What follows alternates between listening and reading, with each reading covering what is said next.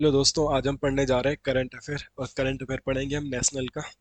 और इस current affair की खासियत ये होगी कि ये बेसिकली यूकेपीएससी के ही जैसे बनाया गया है। यूकेपीएससी के आरओ एआरओ का पेपर देखो आपने। ये ईओ का पेपर कराया था उन्होंने। पहले उन्होंने पटवारी का पेपर करवाया था, क्योंकि ट्रिपल एस सी बैन हुआ था, या हाल में ही पीसीएस का पेपर हुआ था। तो वहाँ पे वो किस टाइप की करंट अफेयर पूछता है, उसी बिहाफ पे ये क्वेश्चन जो मैं करवाने जा रहा हूँ उसी के तर्ज पे करवा रहा हूँ। अदरवाइज करंट अफेयर की रोज रोज हम क्लास भी पढ़ेंगे तो रोज का कुछ ना कुछ करंट अफेयर हो जाता है, मगर हर टाइप का करंट अफेयर यूकेपीएससी नहीं पूछता है। इसलिए ये टॉपिक बहुत महत्वपूर्ण आपके लिए आने वाले एग्जाम में। शुरू करते हैं आज की क्लास की क्या क्या चांस है कि यूकेपीएससी क्या पूछ सकता है। ओके, पहला क्वेश्चन ये है आपके सामने, ये आप लोगों को दिख भी रहा होगा। ये किससे संबंधित है? भाषाई सम्मान, या जो भी हमारी शास्त्रीय भाषाएं बनी थी, सारा चीज आपको दिख रहा होगा यहाँ पे। इसका एक स्क्रीनशॉट भी ले लेना कि कब क्या हुआ था, कैसा हुआ था, वो चीजें देखो। ठीक है, तो यहाँ से क्या क्वेश्चन निकल के आता है? वो निकल के आता है शास्त्रीय भाषा। अब इसको हम पढ़ते हैं शास्त्रीय भाषा।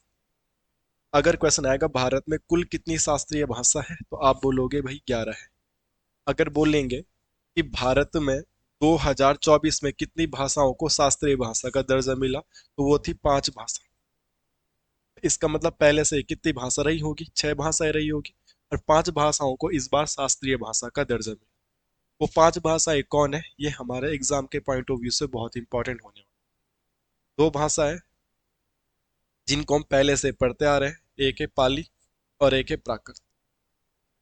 पाली और प्राकृत के बारे में हम पहले से जानते हुए आ रहे हैं, जब हम उत्तराखंड में हिंदी भी पढ़ते हैं।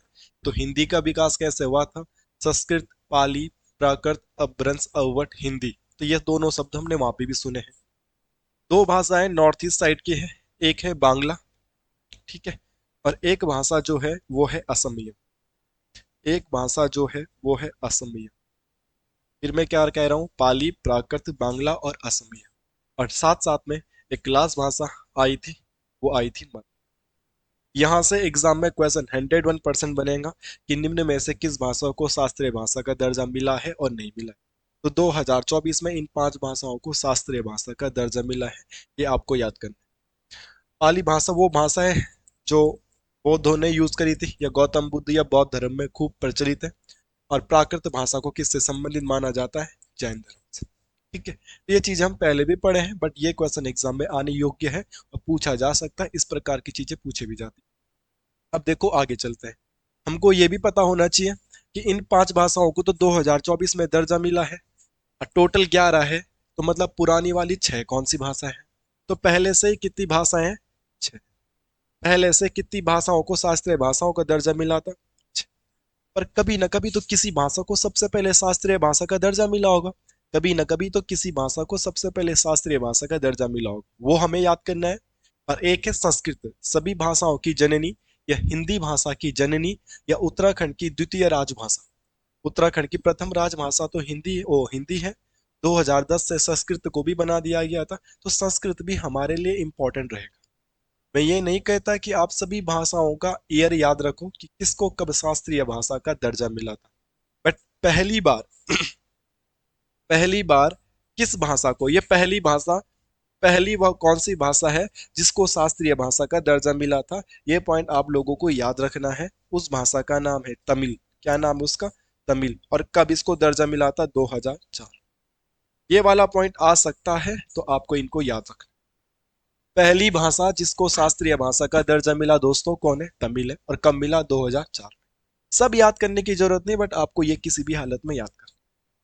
दूसरी बात, यहाँ पे आप नोट करके लिख सकते हैं कि क्या क्राइटेरिया है कि किसी भाषा को शास्त्रीय भाषा का दर्जा दिया जाए। आजकल जैसे कथन टाइप के क्वेश्चन आ रहे हैं एग्जाम में, यूके टीपीएससी में, तो वहां पे पॉइंट बन सकता है। तो किसी भी भाषा को शास्त्रीय भाषा बनाने के लिए पहली कंडीशन ये है कि पुरानी होनी चाहिए। अब पुरानी भी बहुत पुरानी, लगभग 2000 साल पुराना इतिहास उसका होना चाहिए। 2000 या 2000 से ज्यादा पुराना साल का इतिहास उसका होना चाहिए। और इस भाषा में कहीं ना कहीं पर उपलब्ध शिलालेख, स्तंभ लेख आप लोगों को मिले होंगे। तो इट मीन्स ये अपने जमाने की खूब प्रचलित भाषा थी, और ये भाषा धीरे धीरे विलुप्त ना हो जाए, इसलिए इन भाषाओं को बचाने के लिए सरकार कार्यरत होती है। तो ये दो मस्ट क्वालिटीज है किसी भाषा को शास्त्रीय भाषा का हम दर्जा दे। ये तो बहुत पुरानी होनी चाहिए और उस भाषा में कुछ अभिलेख भी हमें क्या मिलने चाहिए, प्राप्त होने चाहिए। तो बेसिक सी जानकारी थी, ये याद रख लीजिएगा, ये पॉइंट एग्जाम में आएगा। अब दोबारा मैं इधर चलता हूँ, जो हमें अभी थोड़ी देर पहले बताया था। ये लिखा भी है पाली, प्राकृत, बंगला, असमिया और मराठी, ये ध्यान रखना। दूसरा, 2024 में इन भाषाओं को दर्जा मिला था, वो 5 थी, ये मैंने पहले बता दिया। पहली भाषा तमिल और दूसरी भाषा संस्कृत। संस्कृत भी याद रख लेना। ये जरूरत नहीं है कि इन सबको याद करने की, बट फिर भी आप पहली कौन सी शास्त्रीय भाषा थी ये याद कर लीजिएगा, और दूसरी कौन सी शास्त्रीय भाषा थी ये याद कर लीजिएगा। संस्कृत का हमारे ग्रुप सी से लेना देना है। जब हम हिंदी पढ़ते हैं तो संस्कृत वहां पे भी पढ़ते हैं आदि जननी के रूप में। जब हम उत्तराखंड की राजभाषा की बात करते तो भी हम इसको पढ़ते हैं। तो संस्कृत भी हमारे एग्जाम के पॉइंट ऑफ व्यू से इंपॉर्टेंट है। बाकी आपको ये पता होना चाहिए कि कौन कौन सी भाषा है शास्त्रीय भाषा और नहीं है।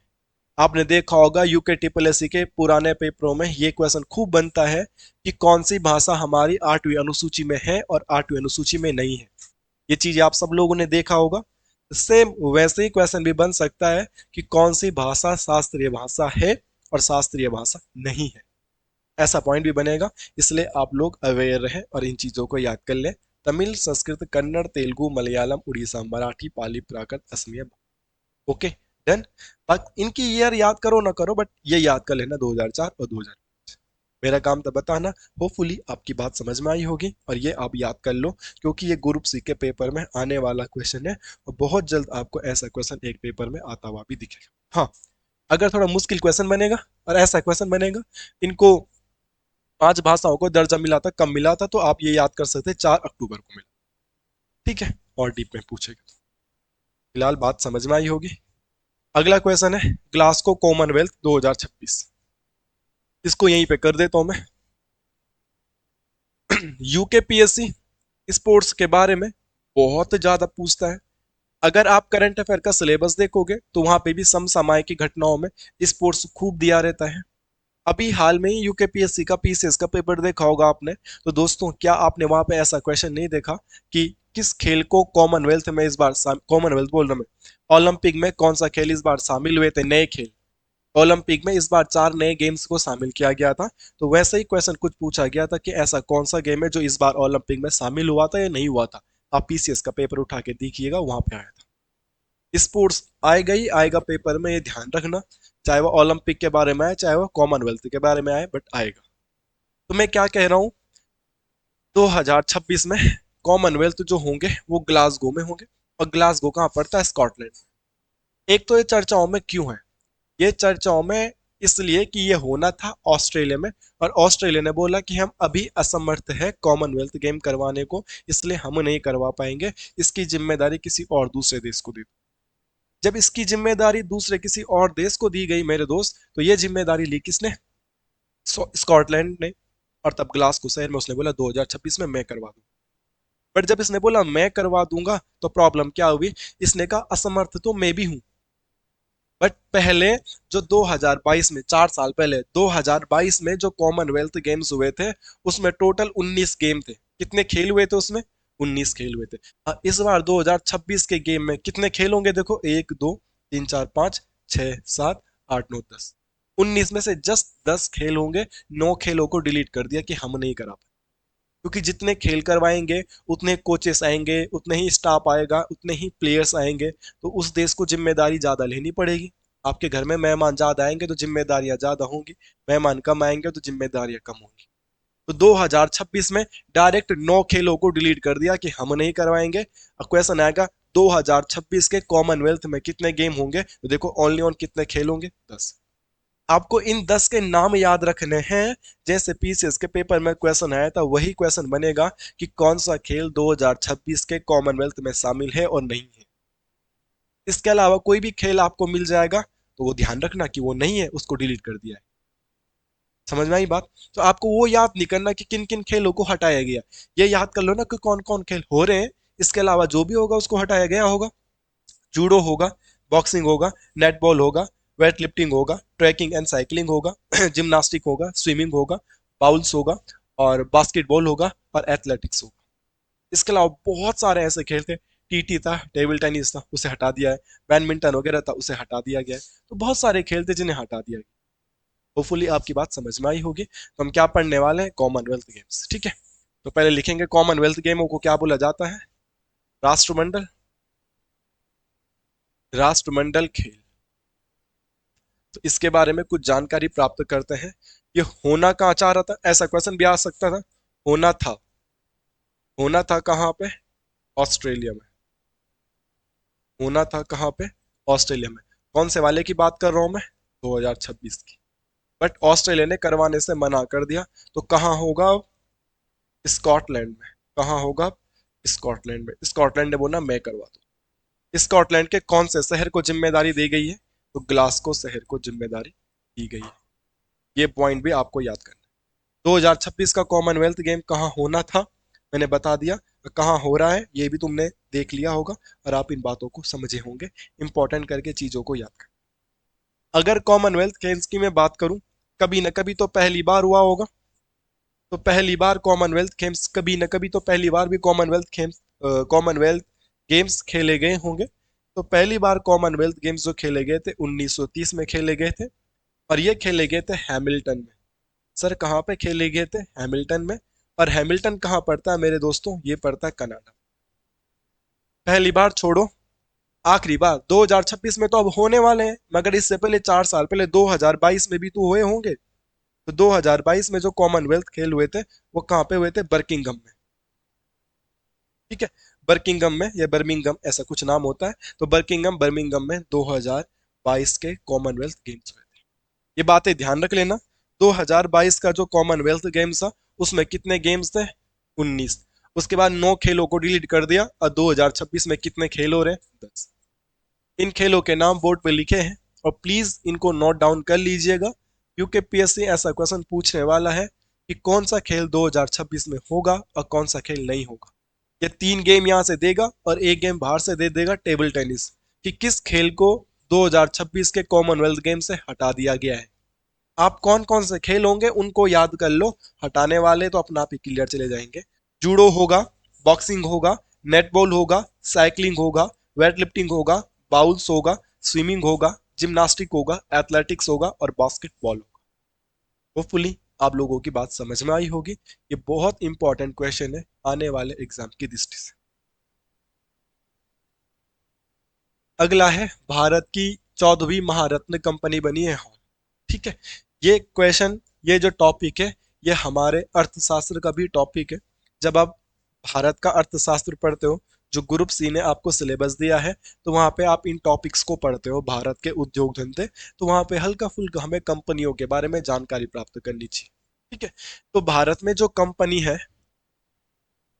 इन कंपनियों को बेसिकली 3 भागों में सरकार ने डिवाइड किया है। ठीक है, एक होता है मिनी रत्न, एक क्या होता है, मिनी रत्न, एक होता है नवरत्न, और एक होता है महारत्न। इनके भी क्राइटेरिया होते हैं कि 2500 करोड़ से ज्यादा का टर्नओवर हो तो महारत्न कंपनी का दर्जा मिल जाएगा, अलाना फलाना। तो बहुत सारी क्राइटेरिया इनके होते हैं। इनसे हमें ज्यादा कोई लेना देना है नहीं। सरकार इनको फिर छूट भी देती है, तो बहुत सारे फायदे इनके होते हैं। तो मैं कह रहा हूं, अगर क्वेश्चन आएगा नवरत्न बनना और महारत्न बनना, सॉरी मिनी रत्न बनना, इसकी शुरुआत कब से हुई थी, तो 1997 से हुई थी। 1997 से हमारे देश में नवरत्न कंपनियों का और मिनी रत्न कंपनियों का कॉन्सेप्ट आया था। बट अभी तो हम क्या पढ़ रहे हैं, महारत्न। और हाल में ही भारत की एक नई कंपनी को महारत्न का दर्जा मिला है, और वो किसको मिला है, हॉल को। हिंदुस्तान एरोनॉटिक्स लिमिटेड, जो कि बेंगलुरु में है, HAL, हिंदुस्तान एरोनॉटिक लिमिटेड। तो फिलहाल तो हम ये जान रहे हैं कि मिनी रत्न का कॉन्सेप्ट कब शुरू हुआ, नवरत्न का कॉन्सेप्ट कब शुरू हुआ, ये हमें बात पता चल गया। मगर महारत्न का कॉन्सेप्ट कब शुरू हुआ, सरकार ने ये वाला कॉन्सेप्ट कब शुरू किया, तो सरकार ने ये वाला कॉन्सेप्ट शुरू किया था सन 2010 में। सरकार ने ये वाला कॉन्सेप्ट कब शुरू किया था, 2010 में। और हाल में ही महारत्न का दर्जा किसको मिला है, जो सबसे नई महारत्न है उसका नाम है हिंदुस्तान एरोनॉटिक्स लिमिटेड। क्या नाम है इसका, Hindustan aeronautics, Hindustan aeronautics limited. आप इस बात को समझे हैं। तो हिंदुस्तान एरोनॉटिक लिमिटेड अभी सबसे नई महारत्न का दर्जा इसको मिला है। ये भी पॉइंट आप ध्यान में रख सकते हैं, एग्जाम की दृष्टि से बड़ा इंपॉर्टेंट। ठीक है, अगर आप इस फोटो को ध्यान से देखोगे तो आपको पता चल रहा होगा। देखो, सबसे आखिरी जो महारत्न है ये यही है, HAL, हिंदुस्तान एरोनॉटिक्स लिमिटेड। और ये भी क्वेश्चन आ सकता है कि टोटल कितने महारत्न कंपनियां हो गई है, तो चौथा। ठीक है, ये पहले नवरत्न हुआ करती थी, ध्यान रखना, बट अभी इसको क्या बना दिया गया है, महारत्न बना दिया गया। तो महारत्न कितनी हो चुकी है, 14 हो चुके हैं। और नवरत्न कितनी रह चुके हैं, 24। अगर आपसे नवरत्न पूछेंगे तो नवरत्न अब कितनी बची हुई है, 24। पहले नवरत्न 25 थी, उसमें से ये महारत्न बन गया, तो नवरत्न कितनी बह गई है, 24।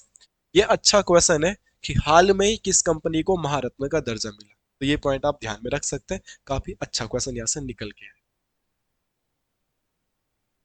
यह है, Israel become the 69th member of ADB, एशियाई डेवलपमेंट बैंक। तो हम थोड़ी बहुत चर्चा करते हैं एशियाई डेवलपमेंट बैंक के बारे में।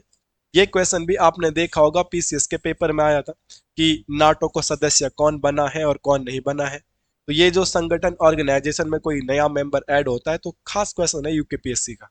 तो ऐसी क्वेश्चन है ADB के बारे में, और ADB के बारे में आप पहले से भी जानते होंगे, एशियाई डेवलपमेंट बैंक। एशियाई डेवलपमेंट बैंक के बारे में हम क्या जानते हैं, तो हमको ये पता होना चाहिए कि एशियाई डेवलपमेंट बैंक बना कब था, और एशियाई डेवलपमेंट बैंक में एक नया देश शामिल हुआ है, वो कौन हुआ है। एशियाई डेवलपमेंट बैंक की मैं बात करूं तो ये 1966 और 67 में इसकी स्थापना हुई है। एशियाई डेवलपमेंट बैंक की मैं बात करूं तो इसका जो हेडक्वार्टर है वो है फिलीपींस। फिलीपींस में एक जगह है जिस जगह का नाम है मनीला। तो यहाँ पे इसका हेडक्वार्टर बनता है, किसका, ADB का। ठीक है, इसका नाम है एशियाई डेवलपमेंट बैंक। और इसका हाल में ही 69वां मेंबर, 69वां सदस्य, 69वां सदस्य कौन बना है, इजराइल। इजराइल अपने आप में हमेशा कंट्रोवर्सी में रहता है। इजराइल हमेशा अपने आप में ट्रेंडिंग वाला टॉपिक रहता है। इजराइल का नाम आप बार बार सुनते रहते हैं न्यूज में। और अभी इजराइल ADB का मेंबर भी बन गया है। तो क्या पता यहाँ से कोई क्वेश्चन बन पाए कि हाल में ही ADB का एक नया मेंबर बना है, वो कौन सा देश बना है, आपसे पूछा जा सकता है। तो मैंने बता दिया है आपको, वो कौन बना है सर, इजराइल बना है। ये बात आप ध्यान में रखिए। मनीला में ही आपका अंतरराष्ट्रीय चावल अनुसंधान संस्थान है। ये फोटो आप देख रहे होंगे भाई। ठीक है, तो ये हमारे देश के गृह मंत्री है, सहकारिता मंत्री भी यही है। और इनकी वजह से ये जो भी बोल सकते हैं, गृह मंत्री यही है। तो गृह मंत्रालय ने क्या किया है, होम मिनिस्ट्री ने क्या किया है कि लद्दाख में 5 नए जिले बना दिए। ये ध्यान रखना, लद्दाख में कितने जिले बना दिए, 5। अभी हमने थोड़ी देर पहले देखा था शास्त्रीय भाषाएं भी कितनी जुड़ी है, 5। लद्दाख में नए जिले भी कितने जुड़े हैं, 5। लद्दाख के वो 5 नए जिले कौन कौन से, यहीं पे देख लीजिएगा। जास्कर, जास्कर दर्रा आपने पहले भी सुना होगा, तो इजिली याद कर लोगे आप जास्कर। एक है द्रास, यहाँ आर्मी में आपका कोई भाई बहन होगा तो द्रास में इंडियन आर्मी रहती है। साम, नुब्रा वैली का नाम भी आपने सुना होगा, और चांगथा। मैं दोबारा कह रहा हूँ, हाल में ही लद्दाख में कितने नए जिले बने हैं, तो हाल में ही लद्दाख में नए जिले बने हैं कितने साहब, 5। एक बार रिपीट करिएगा, जास्कर बोलिएगा मुंह से, द्रास बोलिएगा मुंह से, साम बोलिएगा मुंह से, नुब्रा बोलिएगा मुंह से, चांगथा। चांगथा, नुब्रा, साम, द्रास और जास्कर। तो कितने नए जिले बने हैं, 5। 2 जिले यहाँ पहले से ही थे। ठीक है, 2 जिले यहाँ पे पहले से ही थे, इसलिए अब टोटल कितने हो गए हैं, वो 7। बात करते हैं लद्दाख की। ठीक है, बात हम करते हैं लद्दाख की। लद्दाख में कुल कितने जिले बन गए हैं, कुल जिले, अगर क्वेश्चन आएगा लद्दाख में कुल कितने जिले बने हैं, तो हम इसे लिखेंगे 2+। अगर हम 2+5 की बात करेंगे तो कौन से 5 जिले बने हैं, ये बात मैं आप लोगों को पहले से ही पढ़ा चुका हूं कि कौन से वो 5 जिले बने हैं। अगर मैं इन 2 जिलों की बात करूं तो पहले से ही यहाँ पे 2 जिले थे। एक था कारगिल, कारगिल के बारे में भी आपने पहले से सुना है। और एक जिला था लेह लद्दाख, तो लेह सुना है आपने। तो ऑलरेडी पहले से 2 जिले थे, 1 और 2। अब 5 नए जिले कौन कौन से आ गए हैं, ये बात आप लोगों ने अभी पढ़ा था। कौन कौन से आए थे, शाम आया था, नुब्रा आया था, चांग थांग आया था। ठीक है, और कौन आया था, साम आया था, नुब्रा आया था, चांग थांग आया था, और द्रास आया था, और एक आया था जास्कर। और टोटल कितने हो गए हैं? 7। अच्छा क्वेश्चन है, एग्जाम में फंस सकता है, तो ध्यान रखो। कारगिल के बारे में आपने पढ़ा होगा, कारगिल वॉर हुआ था, तो ग्रुप सी का एक दिन पेपर था, और उसमें पूछा गया था कारगिल डे कब मनाया जाता है। तो कारगिल डे मनाया जाता है 26 जुलाई को। कारगिल डे मनाया जाता है 26 जुलाई को, ये भी आप याद कर सकते हैं। ठीक है, आपको याद होना चाहिए कारगिल डे कब मनाया गया था, 26 जुलाई को। अगला देखते हैं। ये क्वेश्चन तो 101% एग्जाम में फंसेगा भाई, काफी अच्छा क्वेश्चन है। क्या है ये क्वेश्चन, इस पे मैं थोड़ी सी चर्चा कर लेता हूँ, और क्या क्वेश्चन यहाँ से पूछा जा सकता है उस पर भी मैं चर्चा करूँ। क्वेश्चन ये है कि जैसे आपने दिल्ली के बारे में सुना होगा, दिल्ली एनसीआर, एक गाना भी है इसमें रैप सॉन्ग की, लॉन्डे एनसीआर वाले। तो दिल्ली एनसीआर के बारे में आपने सुना होगा, नेशनल कैपिटल कैपिटल रेजिडेंसी ऐसा कुछ कहा जाता है। तो दिल्ली का जो सेंटर पॉइंट है उसे एनसीआर कहा जाता है, उसमें गुड़गांव का क्षेत्र भी आता है। तो ऐसे ही पहली बार कोई स्टेट है जो वो एससीआर बना रहा है, स्टेट कैपिटल रेजिडेंसी। एनसीआर तो हमारे दिल्ली में होता ही है, सेंटर गवर्नमेंट का, बट एससीआर बन रहा है और पहली बार बन रहा है। तो एससीआर कौन सा स्टेट बना रहा है, ये जरूरत कौन कर रहा है? तो एससीआर बना रहा है दोस्तों आपका यूपी। एससीआर कौन बना रहा है आपका? यूपी। तो यहीं पे लिख देता हूं मैं। तो भारत का पहला राज्य वो कौन बना है? यूपी। जो क्या बना रहा है? एससीआर। जैसे देश में एनसीआर होता है, तो ऐसी क्या बना रहा है? एससीआर। तो क्वेश्चन आएगा एससीआर में कुल कितने जिले शामिल होंगे? तो एससीआर में 6 जिले शामिल होंगे। ये पॉइंट आपको बहुत इंपॉर्टेंट करके याद रखना है। कौन से वो 6 जिले हैं, तो आप प्लीज लिख लीजिएगा। हरदोई यूपी का एक जिला है, ये शामिल होगा। सीतापुर यूपी का एक जिला है, ये शामिल होगा। उन्नाव यूपी का एक जिला है, ये शामिल होगा। रायबरेली, मेरा झुमका गिरा था बरेली के बाजार में, तो रायबरेली ये भी शामिल होगा। और एक जिला बारामबाकी, बारामबाकी ये शामिल होंगे। तो 1, 2, 3, 4 और 5। और जो छठवां जिला होगा इसका, उसका नाम है लखनऊ। छठवां जिला जो होगा उसका वो है लखनऊ, और लखनऊ ही क्या बनेगा? हेडक्वार्टर। लखनऊ ही क्या बनेगा? हेडक्वार्टर। क्योंकि तो यूपी की तो राजधानी ही कहाँ है? तो यूपी की राजधानी आपका लखनऊ में ही है, इसलिए इसका हेडक्वार्टर भी कहाँ बनेगा? लखनऊ में बनेगा। ये वाला पॉइंट भी आपको याद रखना है। जैसे देश में एनसीआर है, ऐसी राज्य में एससीआर। कौन सा राज्य बनाना चाह रहा है, कौन सा राज्य ने शुरुआत करी है? ये करी है योगी आदित्यनाथ के राज्य उत्तर प्रदेश ने। कितने जिले इसमें शामिल होंगे साहब? 6 जिले होंगे, आपके सामने बोर्ड पे लिखे। तो इतना ही था आज के लिए। मिलते हैं जल्दी ही दूसरी क्लास में। और ये क्लास आज का एक भी क्वेश्चन मिस मत करना, बहुत ही ज्यादा इंपॉर्टेंट है, जो डायरेक्ट यूकेपीएससी के एग्जाम में आपको देखने के लिए मिलेंगे। धन्यवाद।